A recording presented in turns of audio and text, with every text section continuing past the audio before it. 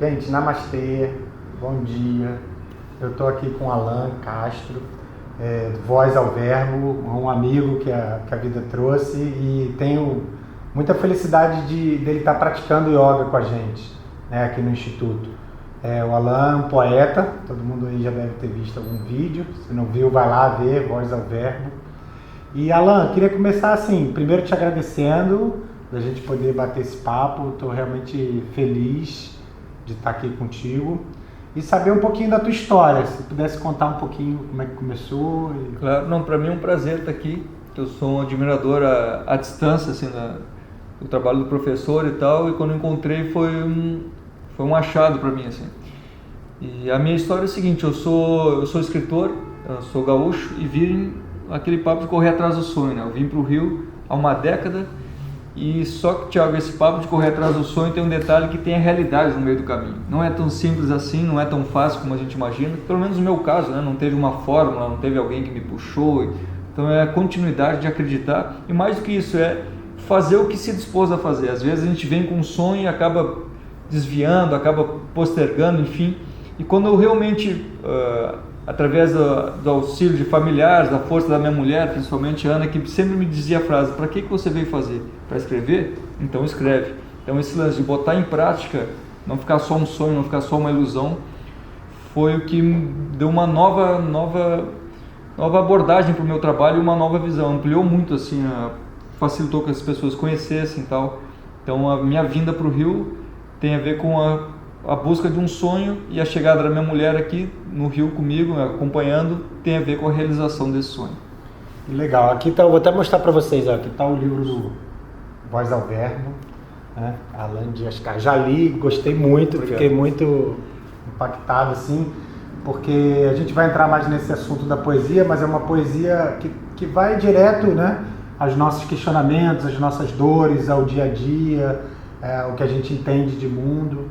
Mas primeiro eu queria te perguntar um pouquinho assim, você falou que já tinha ouvido falar do professor, você escutou a primeira vez do professor, foi algum filme, algum livro, alguém falou, como é que foi? O mais me chamou a atenção foi o Eu Maior, aquele documentário. Aquilo ali, eu já tinha ouvido falar de poemas e tal, de livros, mas aquele depoimento dele e tal, e a simplicidade dele em falar, a simplicidade dele em colocar em prática essa arte, digamos assim, né, foi o que mais me chamou a atenção. Esse filme é muito legal também, quem não assistiu, procura aí, que tem na internet, o maior, né, eu até conheço os produtores, né, o Fernando e o Marco Schutz, são dois irmãos, e eles entrevistaram várias, né, personalidades, assim, desse meio, podemos dizer, espiritual, talvez, sobre o que era o Eu Maior. A entrevista do professor, realmente, eu estava lá no dia que gravou, foi muito legal. E é o que você falou, o professor era uma pessoa totalmente assim, simples, né, acessível, e a ideia dele era passar o yoga dessa maneira. Né? Simples e acessível, né, que a gente mitifica muitas pessoas, e nesse documentário tem dois outros personagens, digamos assim, reais, que é o Márcio Libar, um cara incrível também, que é palhaço. Eu conheci. E eu conheci também, fiz um curso com ele, um cara que me falou o seguinte, Thiago, uma coisa muito interessante, resolve os teus problemas antes de escrever, não desconta na caneta. Eu li, você botou isso no livro. Está no livro também, porque mudou minha forma de escrever, né? Eu não era mais aquele cara que levava adiante o que me incomodava. Eu tentava resolver e levava aquilo... Resolvido é difícil de dizer, mas assimilado, pelo menos. Pensado. E o outro cara é o Carlos Burle, que é o surfista de gigantes, que está no... acaba se encontrando. Uma galera que... Pela simplicidade, pela acessibilidade, você acha o cara é um fenômeno, chega lá, você troca uma ideia, ou seja, uma pessoa normal atrás do mito ali. E ele pratica yoga também, meditação. Claro, acho que conversa muito com a filosofia. Tem uma cena desse filme que eu não esqueço também, que eu gosto muito, do Rubem Alves, e ele fala uma coisa que é muito legal, assim, que ele diz que o cara foi entrevistar ele, colocando ele, né, um patamar, como um super pensador e tal, e aí ele fala assim: mas o que você fez, né, para chegar nesse nível de sabedoria, de conhecimento? Aí o Rubem Alves fala assim: eu cheguei onde eu tô porque tudo que eu queria deu errado. Tudo errado. Então hoje eu sou quem eu sou, assim, tudo que eu sonhei que eu ia ser deu errado. Não querendo me comparar, mas para mim é a mesma coisa. Eu vim com o objetivo. Isso me marcou, né? Muito interessante. O erro te leva pelo menos para uma saída, né? O meu objetivo era arrumar um emprego, uma gravadora e tal, e mais uma vez me esconder, né? Achar intérpretes para os meus textos, então se encaixar em algum lugar, me encaixar. Tem várias histórias de entregando música para esse ou para aquele que não deram certo, e em vez de encarar como frustrações aconteceram decepções, digamos assim, mas não precisa ser um ponto final, né? A gente já gosta de levar, inclusive, histórias negativas, aí aconteceu tal coisa, aí eu voltei, ou aí meu sonho acabou. Não, é só uma fase ou uma etapa, o que você vai ter que achar outra saída que não desistir. Né? E às vezes, Alan, é isso que vai te dar força, né?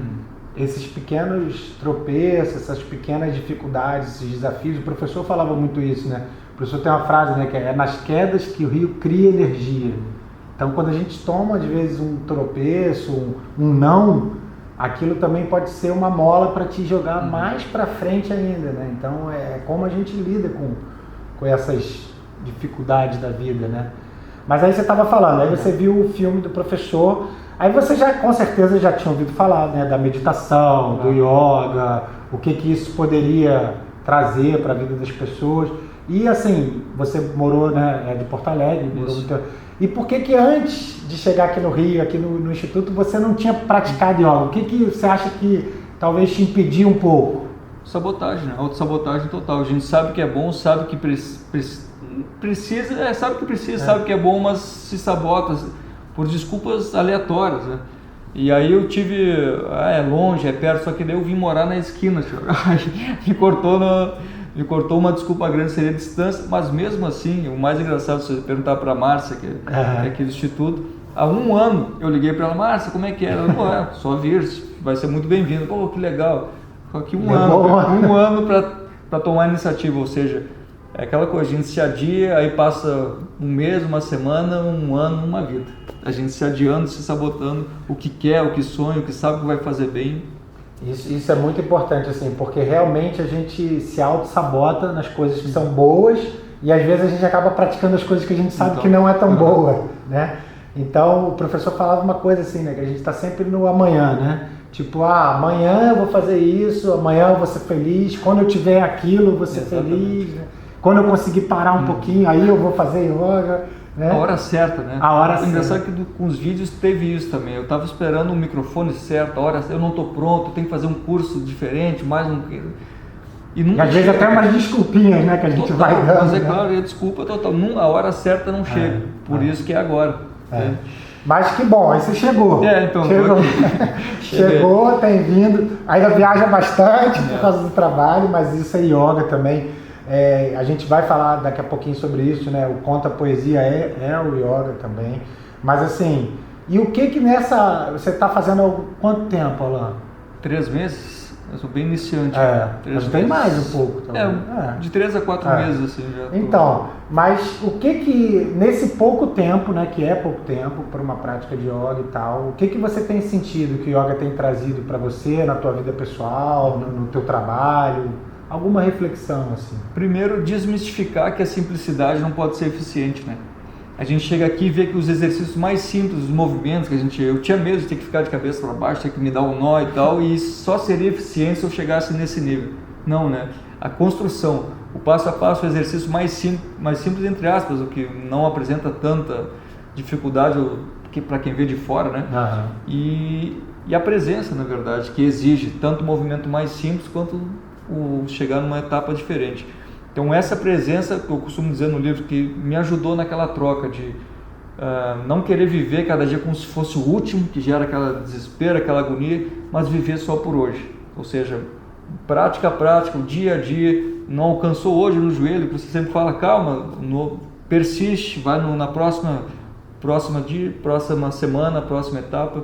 Você comentou também um dia comigo a questão da respiração, né? Que às vezes a gente está um pouco ansioso, um pouco com a mente agitada, falar para muita gente. Você tem essa experiência também? Agora, sempre antes de qualquer evento, eu tenho um projeto chamado Reverb Poesia, que é em parceria com o Thiago Corrêa, que um cara tem muita curiosidade sobre, e hoje em dia vamos respirar, vamos fazer a dança do elefantinho.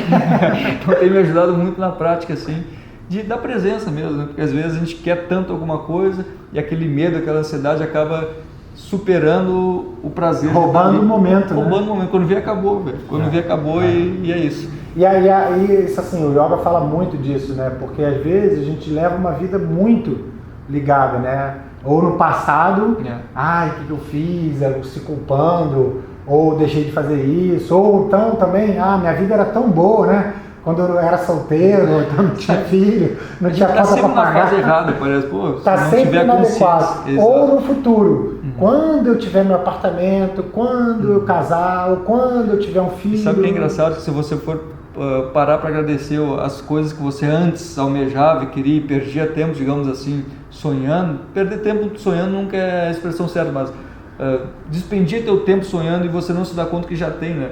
Ou seja, a caminhada está acontecendo. E a vida, o professor fala uma coisa muito legal, né? Que a vida acontece só no presente, né?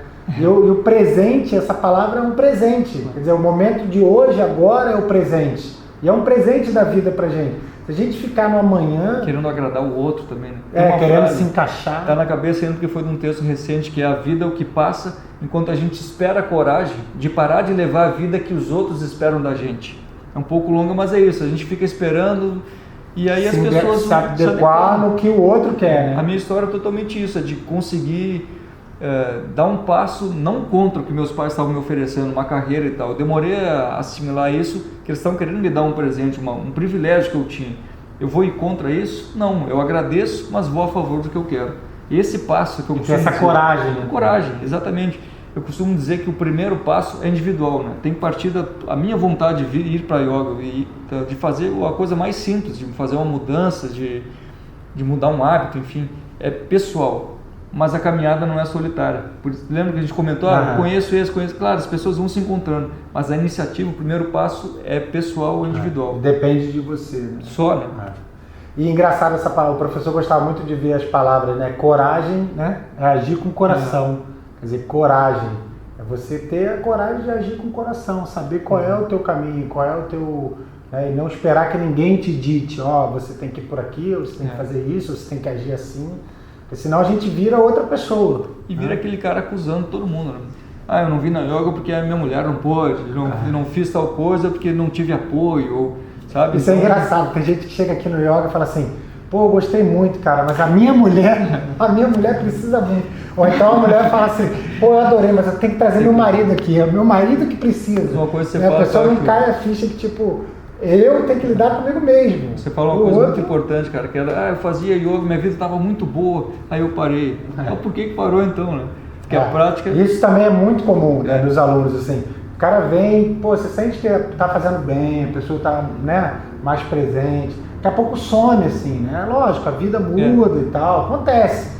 Mas às vezes some anos, aí volta 2 anos depois, pô, aquela vida que quando eu fazia sempre, a minha vida era tão melhor, eu estava tão mais... E por que parou, né? Essas são as perguntas. Ou a pessoa que faz assim, eu sempre fico pegando no pé, né? Tá fazendo em casa, tem feito em casa. Porque às vezes a pessoa, ela quer em 1 hora de aula por semana corrigir uma vida inteira de estresse. O cara se estressa a semana inteira e em 1 hora ele quer virar zen. Aí não vira e aí acha que não, o yoga não funciona. Aí eu falo assim, vem cá, mas naquele momento ali que você respirou, que você relaxou, você não se sentiu melhor?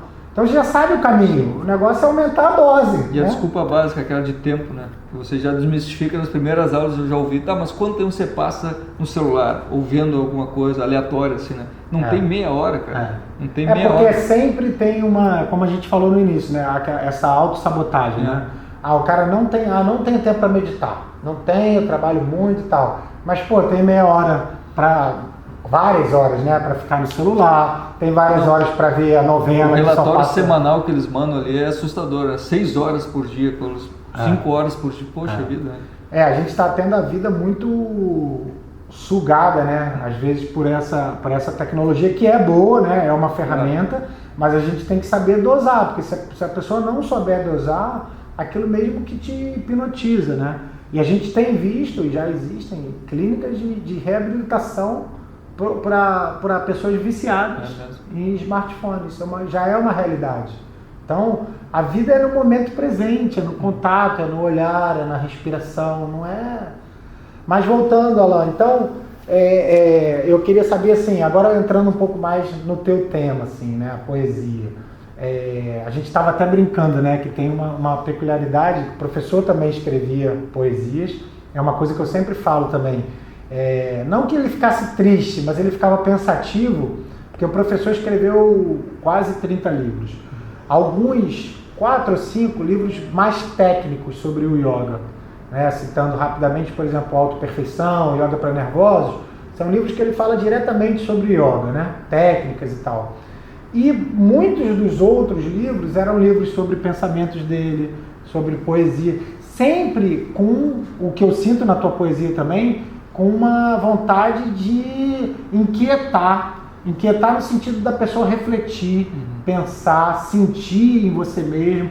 O professor falava uma coisa muito interessante, ele falava assim, se a gente acha que está tudo bem o tempo todo, num mundo muito doido, não tá certo. Se a gente quer se adequar e o mundo tá do jeito que tá, meio caótico, meio violento, e a gente acha que tá tudo bem, alguma coisa não tá bem com a gente.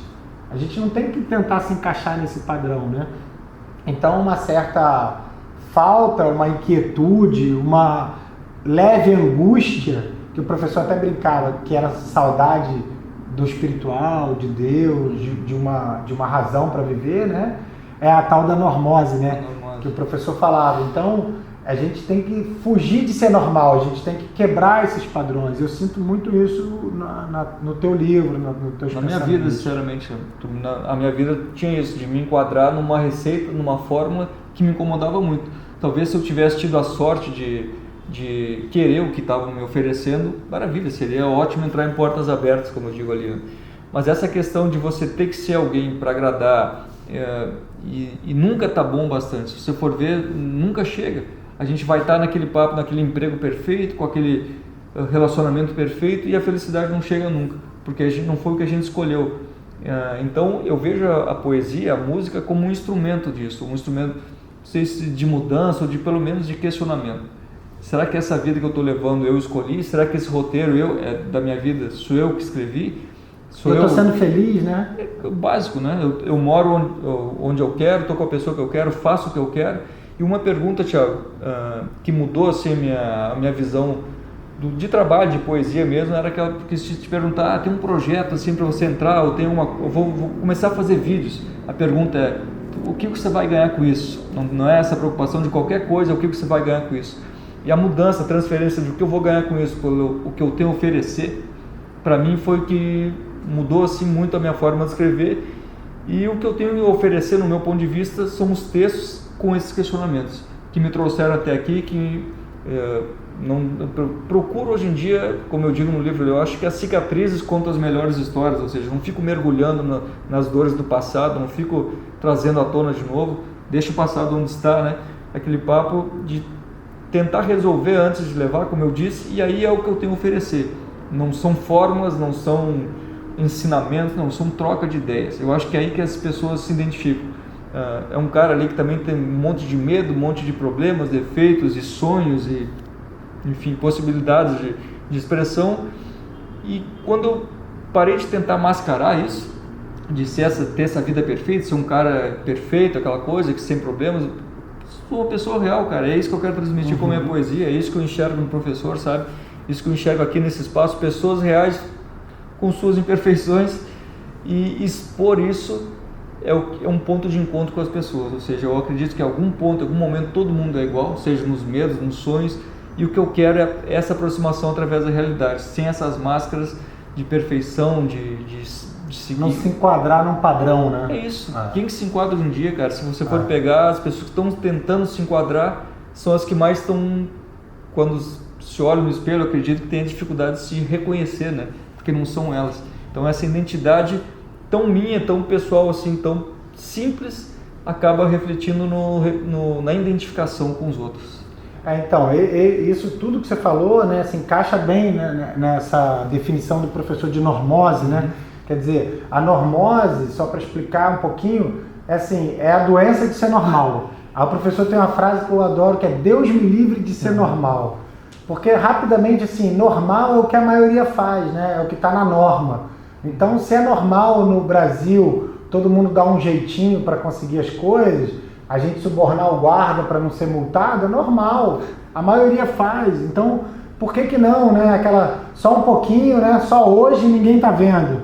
São as frases, né? Ah, só hoje, ninguém tá vendo. Então a gente vai se permitindo a virar uma sociedade doente, né? De um certo ponto de vista, extremamente consumista, extremamente violenta, um passando a perna no outro, porque a maioria faz assim. Se eu não fizer assim, eu não vou sobreviver. Então o professor vinha muito questionar isso. Não queira entrar nessa normalidade doente. Repetição, né? de comportamento. De padrão, né? As pessoas se vestem igual, as pessoas querem o carro da mesma marca, querem a roupa da mesma marca, querem viajar para os mesmos lugares, querem parecer o que o outro é, né? Então a normose é muito quebrar com isso, né? Eu vou para o outro lado da loucura também, que também chamam de loucura aquilo que alguém teve mais coragem foi lá e fez, né? E às vezes parece loucura a gente quebrar isso, sair desse pré-determinado assim. Vamos dizer que você é louco, tá louco, cara. Volta. Muita gente vai apontar o dedo. Embora insatisfeito, vamos dizer que você é louco. E uma coisa que você falou que me chamou a atenção é muito isso, né? Nossa sociedade é voltada muito para o sucesso material, né? O que você vai ganhar com isso? O tempo todo a gente pergunta isso, né? E isso é uma pressão que começa desde criança, né? Ah, qual é a nota da escola, para qual escola que você vai, para qual faculdade você vai passar, qual o emprego que você quer, mas não é um emprego que é mais dentro da característica daquele ser humano, é um emprego que dá dinheiro. E sabe o que é algo que me chama a atenção, Tiago, se eu te interromper?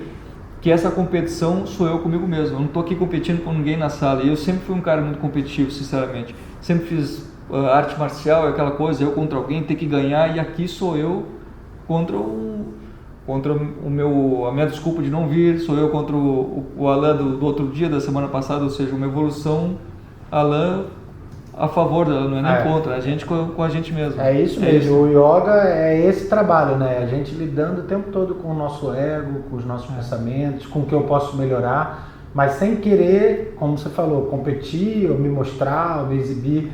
Infelizmente, hoje em dia, o yoga, às vezes, em alguns lugares, aparece muito ainda assim, né? Pessoas muito jovens, fazendo posturas muito difíceis, e aí isso até afasta as pessoas, né? Porque uma pessoa com um pouco mais de idade, um pouco mais gordinho, ou um pouco com uma limitação física, vai falar assim, poxa, eu não vou fazer yoga, eu nunca vou fazer aquela postura.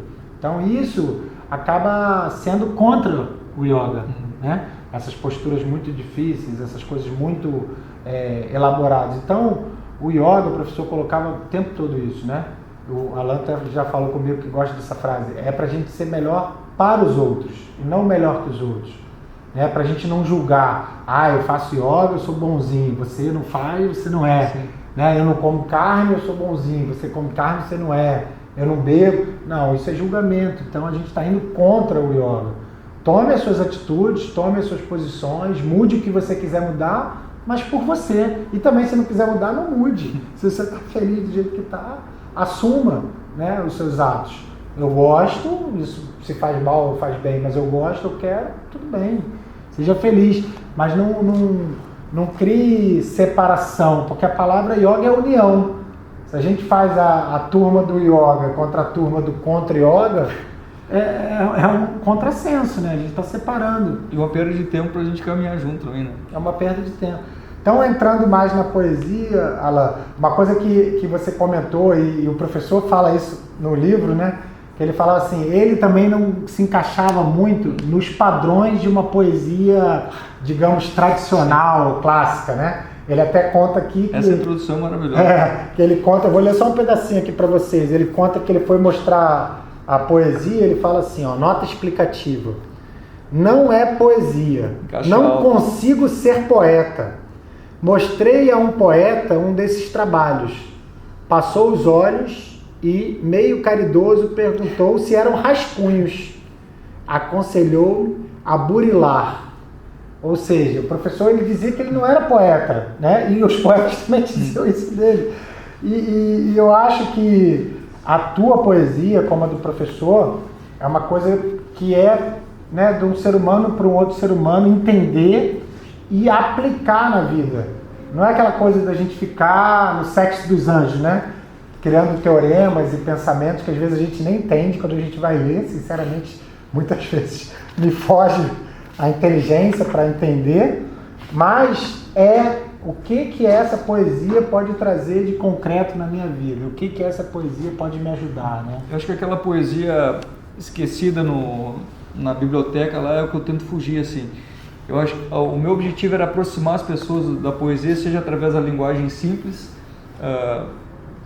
seja levando até ela, ou seja, a gente chama atenção para o livro através da poesia falada. Por que falada? Porque a pessoa vai receber isso. Então, de que maneira eu pretendo aproximar? Falando coisas simples. Eu não preciso escrever para outros poetas mostrando grandes jogadas. Talvez seja uma limitação minha, mas a minha característica é falar o simples de maneira simples para chegar até as pessoas naquele ponto que eu comentei, onde a gente é igual, onde a gente se encontra. Então, eu acho que esse encontro precisa ser, no meu ponto de vista, claro, da maneira mais simples possível, uma linguagem. Hoje em dia, Thiago, eu vou em alguns lugares assim, as pessoas comentam comigo, eu sempre lembro uma senhora aqui numa padaria próxima, poxa, aquele poema, não sei o quê, ou as pessoas mais diferentes assim. Então, quando eu vou escrever, eu penso naquela senhora, eu penso na minha mãe, eu penso nas pessoas, no público em geral e nesse ponto de encontro, que o caminho para mim nesse encontro é a simplicidade, ou seja, desempoeiro lá da biblioteca, desempoeiro lá da estante aquela poesia onde não chega até as pessoas pela linguagem difícil, e tento adequar, tento aproximar através da simplicidade, né? É uma característica minha, não tem certo nem errado. Já ouvi muito que isso aqui, mas o que você faz não é poesia, não tem rima, muitas vezes não tem rima, não tem métrica, ou é uma métrica quebrada, uma rima quebrada, mas... E agora você falando, caiu uma ficha assim, que esse teu lado tem tudo a ver também com o yoga do professor, né? Que eu sempre comento, né? O professor, assim, ele foi um grande estudioso, foi muito à Índia, teve contato com vários mestres e tal, mas o que eu sempre falo, né? Talvez a grande virtude do trabalho do professor tenha sido buscar esse conhecimento antigo, que é inacessível para muita gente, e transformar numa linguagem simples, no português e para todo mundo, né? E aí ele percebeu, como você também falou e também percebe, que é assim que você vai conseguir de alguma maneira tocar o coração das pessoas e ajudar de alguma maneira. O que essas pessoas querem, o que elas precisam, o que eu tenho para compartilhar, não é nem para ensinar, né? Mas para compartilhar. E aí você vê mudanças reais, né? Aí você vê pessoas que mudam. Não, né? Que seja o caso da poesia ser um instrumento, mas da minha escrita. Eu acredito que a minha escrita tem, como eu te falei, responde o que eu tenho a oferecer à minha escrita. Então a poesia em si é só o que eu uso, a minha ferramenta para cumprir esse objetivo. Não que a poesia tenha que chegar até as pessoas de maneira assim, eu tenho que passar a mensagem. Um amigo meu, Sistema Solar, para mim quem passa a mensagem, quem manda a mensagem é carteiro. Não tem nada a ver. Eu pensei como, se eu tivesse ouvido isso antes, seria mais simples explicar para a família, por exemplo. O que você faz? Sou carteiro, cara. Passo mensagem através do que eu escrevo. Então, mas que vem ajudando, né? As pessoas que vem tocando essas a minha pessoas, forma de escrever é né? essa, entendeu? Se eu tivesse preocupado em seguir, eu também fui estudar fora, poesia, eu busquei uma base, mas não me identifiquei. Então, tive que ter também, mais uma vez, essa vontade de fazer da minha maneira, né? Pessoas podem se identificar ou não, mas é a minha personalidade de escrita. E ter coragem de ser o que a gente é, né? Exato. Essa é a grande questão, né? Tanto nos vídeos também, se eu tentasse ser um cara mais extrovertido e tal, aquela coisa assim, talvez não tivesse identificação. A verdade. É o que eu sou, cara, é o que eu tenho a oferecer, e a identificação vem disso, a gente parar de querer ser os outros, né? Tem um mestre, né, que fala uma coisa muito legal, né, que nós somos 3 pessoas, né? A pessoa que a gente acha que a gente é, a pessoa que os outros acham que a gente é, e a pessoa que a gente é de verdade, né? Então, assim, eu tenho uma imagem de mim mesmo. Eu sou um cara assim, eu sou um cara assado. As pessoas têm uma outra imagem. Fica vendo, né, o Alan lá no vídeo, o Alan é assim, o Alan é assado. E aí... E quem é você de verdade? Quem né? me conhece falou, eu queria ser amigo daquele cara do vídeo, é muito mais legal. Outra história boa nessa, assim, quando a pessoa faz uma palestra, dá um curso de meditação, aí a pessoa vem, né? Poxa, Thiago, você é tão legal, né? Neto do Hermós, você é tão bonzinho e tal. Poxa, você já deve ser, né, um ser iluminado. Mulher em casa, né? Liga pra minha mulher e pergunta pra ela o que ela acha, aí você vai saber de verdade, porque é isso, as pessoas criam uma expectativa né? Te colocam num pedestal que a gente está aqui aprendendo, né? Eu sei uma coisa engraçada, talvez não seja o caso, enfim, mas eu vi uma vez a Monja Coen também, que deve sofrer uma cobrança grande, né? Eu vi um cara chegou nela e falou: Monja, posso passar a mão na tua careca para dar sorte? Ela falou: claro que não. Claro, ela botou um limite ali, ou seja, as pessoas esperam que... pode qualquer coisa, ela vai aceitar qualquer coisa. Não, então tem a imagem, tem o que a pessoa realmente é e se frustrar alguém, eu sempre penso isso também, mas se eu frustrar alguém com a minha pessoa, é diferente, as pessoas se identificam com o meu trabalho e não porque senão eu teria que ser um poeta 24 horas por dia. Imagina que inferno pra Ana, minha mulher tá acordada, vou te falar, é um poema. Pô, não, tem aquele cara também que tá bravo, que tá insatisfeito. Na hora da discussão você fala em poesia. Falo rimando. Não, então essa identificação é com o meu trabalho, é com o teu trabalho, não com a pessoa. Não, e outra coisa que quebra um pouco, lá é assim, né? Você, por exemplo, eu trabalho com yoga, meditação, a pessoa acha, às vezes, que por você falar essas coisas, você tem que aceitar qualquer coisa, né? E você tem que ser bonzinho o tempo todo, e você tem que permitir qualquer coisa. Eu sempre falo isso, você ser bom, você ser justo, não quer dizer você ser bobo, né? Você aceitar tudo, você tem que ter um limite. Parece termo para não, a pessoa você tem que saber colocar o limite e saber dizer não, a gente não vai agradar todo mundo o tempo todo. Isso é uma coisa que liberta, né? Você é do seu jeito, tipo, se eu agradei, se a gente vai fazer amizade, ótimo, vai ter gente que não vai gostar. Não foi tão simples também, sinceramente, a questão das críticas. Tá na internet, tá exposto, né? Tá lá e aí é isso, de saber que nem aquele elogio é real, né? Porque senão a gente absorve só o que interessa, mas nem aquela crítica, você é isso, aquilo também tem que ter um certo distanciamento da crítica e do elogio também, porque senão a gente acredita que é especial. E acho que o grande problema é esse, né? Acreditar que pela identificação com o nosso trabalho a gente se torna uma pessoa diferenciada, especial, que merece um tratamento. Pô, aí que começa a ruir, não acredito. Né? E aí o professor, ele né, depois de muitos anos, né, na espiritualidade, meditação, yoga, eu sempre conto essa história, né? Ele lá no final da vida, eu fui fazer uma pergunta para ele, eu perguntei: vô, o que o senhor quer deixar assim, né? Uma lição assim que o senhor queira reforçar. Aí ele, com 90 e poucos anos, ele falou assim: é que o tal do Hermógenes me dá trabalho até hoje. Então, quer dizer, é isso que você falou, às vezes o nosso ego, né, ele fica um pouco inflado. Se a gente não tiver o exercício de baixar a bola, entender que não é isso, a gente acaba caindo nessas armadilhas e achando que há uma distância, há uma separação, né, professor e aluno, e acabar com esses preconceitos. E o professor usava um termo que eu adoro, que é humildação, ou seja, a gente se humildar, que não tem nada a ver com humilhar. Humildar é você aprender a administrar o seu ego, é saber que você não é o dono do mundo, que os problemas não são só seus, né? Às vezes a gente está numa dificuldade, a gente fica ali preso no nosso umbigo, né? Os meus problemas, a minha família, é meu não sei o que, é eu, e a gente fica ali. E não levanta a cabeça e vê que o mundo está aí, né? Que a gente pode ajudar de alguma maneira. Que a gente porque o problema do outro também é teu, né? Também é de certa teu, maneira. Com certeza, com certeza. Olha lá, vamos ler um poema aí? Eu tinha programado outro, mas já que o papo levou para cá, vamos viver um momento, né? Isso. Então, posso começar aqui? Por favor. Onde nasce um poema? Hoje eu vou te levar para onde nasce um poema, que é lá onde o arrependimento não volta, porque entende que os erros moram no tempo, e olhar para frente é escolher não visitá-los. É por isso que lá onde nasce um poema, a culpa virou passado, e não se trata de esquecimento, mas talvez de aprendizado. Onde nasce um poema, se percebe no outro um espelho, para ver o outro lado de um problema que também é seu. Por isso, perdoar é trazer em si a solução, porque se tudo tem dois lados, receber vai ser reflexo de oferecer perdão. E é aí onde os sorrisos são tão leves que os versos nos levam pela mão.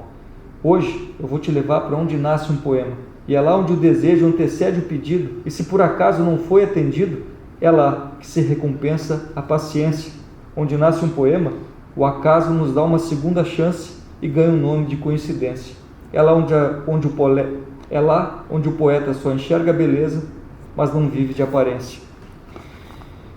é onde nasce um poema que está a nossa verdade, e se o caminho for complicado de entender, é porque muitas vezes eu mesmo esqueço. Um poema também nasce na simplicidade, e talvez não tenha um endereço.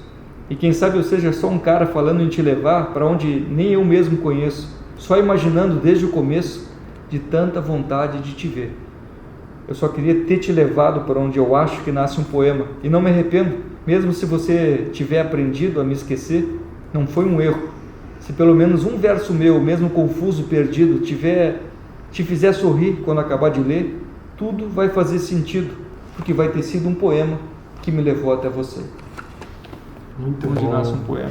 Muito bom, obrigado. Então, gente, isso que é interessante, né? O professor estava falando isso, né? O professor dizia que os livros de poema, né? Esses pensamentos, esse poema que o Alan acabou de ler aqui pra gente, eles às vezes são muito mais importantes do que se você faz a postura de yoga essa ou aquela, né? Às vezes a gente fica focado se eu sei fazer isso, se eu sei fazer aquilo, né? Mas uma leitura, né, e uma reflexão sobre isso tudo que o Alan acabou de ler, né? A questão do perdão, a questão da gente ver a dor do outro, a questão da gente sorrir mais, da gente ser mais feliz, de esquecer um pouco o passado e ir para frente, né? Isso tudo vai fazer muito mais diferença do que se eu boto o pé na cabeça, se eu fico de cabeça para baixo. O que me pegou, sinceramente, aqui no Instituto Hermógenes foi isso, a filosofia de vida por trás, né? Não é só aqui na sala, o que a gente leva fora, o que a gente faz a partir do que a gente aprendeu aqui, né? Isso me pegou de jeito, esse interesse pela poesia, não só pelo texto, mas o que ela representa na nossa vida, no dia a dia, né? A gente sai aprende, daqui, né? Que a gente aprende, o que a gente leva para a prática no dia a dia, né? Isso que ele ressaltou é muito importante, né? Professor, a gente fala muito isso, o yoga é uma filosofia de vida, né? É viver o yoga. Não adianta a gente vir, como eu falo com os alunos, o aluno vem para cá, eu faço aula segunda e quarta, 8 horas com o professor Thiago. Não, aqui a gente vem praticar junto, mas o yoga é para a gente fazer quando sai daqui. Como eu vou lidar com o porteiro lá embaixo, as pessoas que eu vou ajudar na rua, o ouvir a outra pessoa, né? A de alguma maneira contribuir com o mundo, que você falou há pouco tempo atrás. A gente fica muito assim, o que o mundo pode me dar, o que as pessoas podem me dar e o que eu posso dar, né? Tem uma história que eu achei bem legal, né? A gente fica assim, qual é o mundo que eu vou deixar para o meu filho? Não, qual é o filho que você vai deixar para o mundo? Essa é a pergunta, né? Como que você está passando para o seu filho esses valores, esses questionamentos? Qual é o filho que você quer deixar para o mundo? Porque a gente está sempre focado no que eu tenho de direito. Mas quais são os meus deveres como ser humano? Qual é o meu papel, né? O yoga fala muito sobre isso. Como eu posso acrescentar na vida das pessoas? Como eu posso fazer diferença na vida das pessoas? No meu primeiro livro, meu intuito era esse. Aquela coisa de não me enquadrar naquela coisa de ser alguém na sociedade, ter um nome. Eu dizia assim que para mim não faz diferença ser alguém na vida, eu prefiro fazer diferença na vida de alguém. Acho que é isso, dessa quebra de chegar num status, aquilo que você falou de ter tal carro, e nada contra isso. Eu acho que fechar um ciclo completo tem a ver com a questão financeira também. Você está satisfeito, você oferecer alguma coisa útil, digamos, para alguém e viver bem disso, por que não? E até você tenha mais condição de talvez ajudar mais gente. Exato, fechar esse ciclo para mim é isso. Mas agora a questão de não me enquadrar dentro daquilo ali era o que me prejudicava a completar esse ciclo que eu estou te falando, pelo fato da satisfação pessoal e não estar só ganhando. É isso que eu estou te falando. Oferecer também faz parte desse ciclo para mim, que eu estou te falando de fazer o que ama, oferecer para alguém e viver disso de forma... Tem uma reflexão lá que eu sempre falo também, que assim, nada na natureza vive por si só. Para si só, né? Nada que você possa pensar no mundo inteiro nasceu só para si. Tudo é feito num sistema de doar alguma coisa. Isso vai da mais plantinha menorzinha, do menor inseto que você possa imaginar, é um ato de doação. Então, por que só o ser humano seria diferente? Só nós nascemos só para o nosso ego, né? Então a gente tem esse papel. E aí eu até separei uma poesia que eu vou ler, mas eu não vou saber interpretar. Então eu vou ler aqui uma poesia do professor que ele fala sobre o teto. Sim, irmão, o teto é pequeno, mas ainda cabe você. Vem, fique enquanto durar o temporal. Não fique sofrendo aí fora. Você, se quiser, pode ir quando a chuva tiver cessado. O teto é pequeno e já abrigou muitos que se foram. Ninguém precisa ficar. Se outra vez precisar, volte. A casa será a mesma e eu farei uma festa para receber. O melhor que eu posso fazer, farei agora. Vou lhe dar o endereço da paz, seu coração. Vá firme para lá. O teto. O teto. Então, fala um pouco do que a gente estava falando, né? Que assim, a gente tem um papel também social, né, a cumprir. O que eu posso fazer? O que eu posso fazer para essas pessoas? Posso falar um poema que eu lembro, um trecho que eu falo assim, que todo mundo traz em si suas tempestades, mas também as possibilidades dos dias mais lindos. Por isso, quem um dia foi cais, no outro vai ser bem-vindo. Isso que eu falo. Tudo a ver, é essa a ideia, né? A gente fica muito focado, às vezes, só no nosso sofrimento, nos nossos problemas. E a gente não consegue enxergar que do nosso lado, às vezes, na nossa cama, tem uma pessoa que precisa de um apoio, que precisa de um abraço, que precisa de uma conversa. E isso é verdade. A gente também, às vezes, quer ajudar o mundo, mas a gente não olha dentro da nossa casa. Pessoas da nossa família, do nosso convívio, nossos melhores amigos. Às vezes não estão precisando de nada material, mas precisam de um telefonema, de um café, de um abraço, de um tô aqui, conta comigo, né? Você tem um poema que fala também, né? Tem um que fala que hoje eu só queria te ouvir. Para retribuir, a minha mulher deve estar feliz por dentro ali ouvindo isso. Porque realmente eu era aquele cara, vou ajudar a mim mesmo, ajudar o mundo, mas peraí, tem alguém ali que só absorve, só escuta, sabe? A gente chega muito empolgado às vezes e não se dá conta realmente que tem alguém do lado e que também tem sua vida, né? Também tem suas insatisfações ou até coisas boas para contar e aquela coisa, a gente está ouvindo a pessoa e já pensando na resposta e nem está ouvindo. Eu estou com o celular, eu falo ali que eu consegui desligar o celular por 5 minutos e tinha bateria, ou seja, foi uma opção, porque hoje eu só queria te ouvir. Antes que o poema falasse sobre arrependimento ou saudade, a gente se dá conta disso, está com alguém do lado e hoje eu queria te ouvir para retribuir. Então, me identifico muito com isso que você falou. Eu queria te fazer um pedido, posso ler ter a honra de ler algum poema do Ernósio aqui? Tem um que eu gosto muito, que é o Si, não sei se eu vou achar. Acho que é deixa eu ver. Eu também gosto, o professor adorava esse poema também. 120, eu já até meio que decorei, né? 123. Ele é um pouco longo, vou ler só um trecho. Tá. Pode ser? Lógico, um fica à vontade.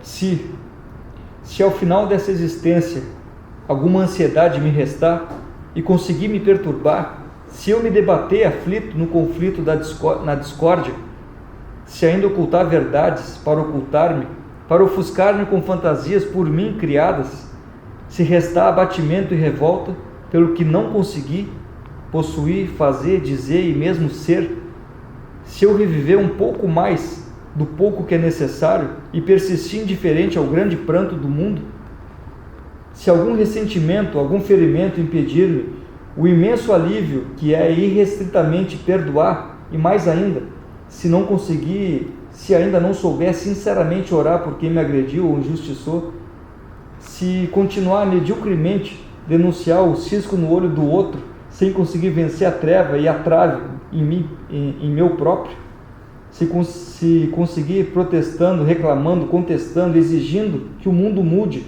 sem qualquer esforço para mudar-me eu, e assim ele vai genialmente aqui falando nessa, e chega no... Me permite ler, total. Vou ler só o finalzinho aqui, a última estrofe, quer ver?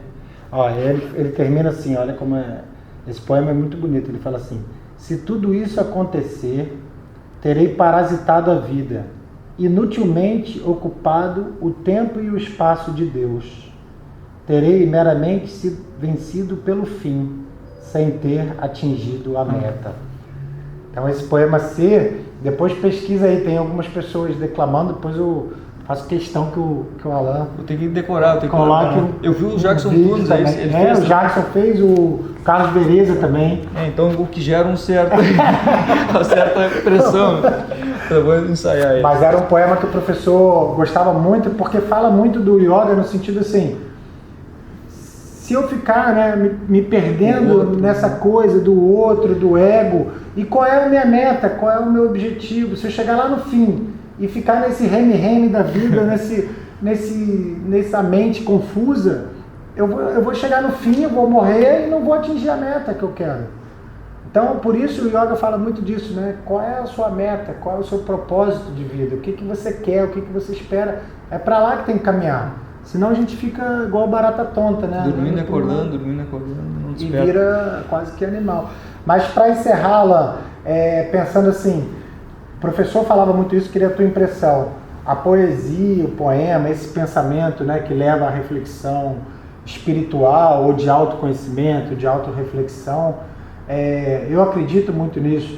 Ela faz um caminho, às vezes, na pessoa, que o professor até já escreveu sobre isso. Ele falava assim, eu não sei nem explicar o quanto o poder que isso tem na vida de uma pessoa, o quanto isso é possível transformar. Às vezes um pensamento, uma frase, uma poesia cai no nosso coração de uma maneira tão forte que realmente salva vidas, né? E o professor passou por vários casos, você também, queria que você contasse um pouco. Às vezes a pessoa chega e fala, olha, aquele teu poema me ajudou num momento muito difícil e mudou a minha vida. Né? Sinceramente, eu demorei a aceitar isso. Eu embora identificasse em muitos textos, músicas, essa possibilidade de mudança em mim, eu via, me agarrava, né, em alguns trechos de música e tal. E quando eu vi que os meus poemas tinham esse efeito para mim, eu duvidei no começo. Não está exagerando e tal. Mas é aí que eu repito, quando eu tiro aquela máscara e mostro que tem alguém ali não dando uma lição de moral, mas alguém que passou por aquilo, que sentiu também, a pessoa se identifica e vê que não precisa optar por desistir, ou entende? Ela vê uma saída. E eu tenho um amigo em comum que é o Jorge Weck, que é psicólogo, que ele fala assim, a força da poesia está não por ela ser vazia, mas por ser oca. O que quer dizer isso? Não tem certo nem errado, as pessoas botam o significado ali. Como você falou, aquela palavra toca na pessoa de uma maneira tão íntima. Para outras vezes não significa nada. Não significa nada, ou até o próprio poeta não se referiu àquilo. Mas como ela chega na pessoa, não tem certo ou errado, porque acessa alguma coisa, alguma memória, algum sentimento, enfim, que vai ter pelo menos esse ímpeto de voltar a remar. Tem aquele poema Fôlego.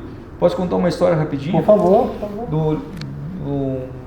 No lançamento do livro, um cara não conseguiu me contar que ele queria, ele falou, só quero te agradecer, eu fiquei naquele questionamento por quê, e depois ele falou para o meu pai e para a Ana, que estavam no lançamento, ele falou que ele estava na praia com a mulher dele, e a mulher resolveu ir para o mar e começou a se afogar, Thiago, estava indo para o fundo, ele vendo aquilo da areia, foi até ela, quando ele finalmente chegou até ela, puxou ela da arrebentação, tirou ela da correnteza, e ele entrou naquela situação que ela estava, e ela foi para a areia e ele ficou ali se afogando. Ele pensou, eu cumpri meu objetivo, que era salvar ela, posso ir embora. Ele lembrou, eu tenho um filho, isso é aquela coisa de segundos, imagino que seja. E ele lembrou do trecho do poema, da música do Reverb, que ele comentou, que é Fôlego do mar, que é o mar ensina, né? Ele lembrou fôlego para remar, e foi aquele ímpeto que vem, não sabe de onde ele conseguiu. E ele também saiu, e ele queria me agradecer, porque foi essa palavra, essa frase que fez ele ter o ímpeto de tentar de novo, mais uma vez, não se entregar. O fôlego para remar, fôlego para voltar a remar, e conseguiu. E ele, emocionado, veio me contar, então, a força que a palavra tem. Né? Linda essa história. E é isso, né? Às vezes, o professor falava que isso, às vezes, o yoga, né, acredita muito nisso, né? Que essa sabedoria, a felicidade, a paz está dentro da gente, né? E às vezes, essas palavras, esses poemas, os budistas também têm muito isso, no que eles chamam koan, né? Que é um pensamento que te faz refletir, uma hora a ficha cai e você entende. Ele chamava isso de metanoia, ou seja, a mudança da mente, né?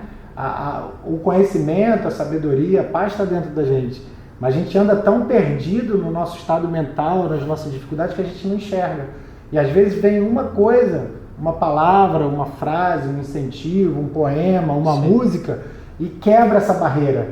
E aí é como se você enxergasse com outros olhos, né? É muito forte. Abre uma cortina, parece. Abre uma cortina do que já está dentro, né? Isso. Isso que é mais bonito. Não é uma coisa que é colocada, é uma coisa que ela te alivia o que você já é, ela te mostra o que você já é, né? Então, Alan, poxa, eu queria te agradecer muito. Prazer. Um abraço aqui. Obrigado, de coração. Imagina, cara, foi uma alegria. Gente, a nossa ideia é a gente de vez em quando bater esse papo, lembrando do canal do Alan, né? Alan Dias Castro, Voz ao Verbo. Nosso canal do YouTube também aí, Instituto Hermógenes. Queria agradecer a vocês terem ficado aqui com a gente. Mandem também depois seus comentários, o que acharam, compartilhe com as pessoas e que essa parceria gere bons frutos. Obrigado, Thiago. Obrigado mais uma vez, cara. Até logo. Gente, namastê.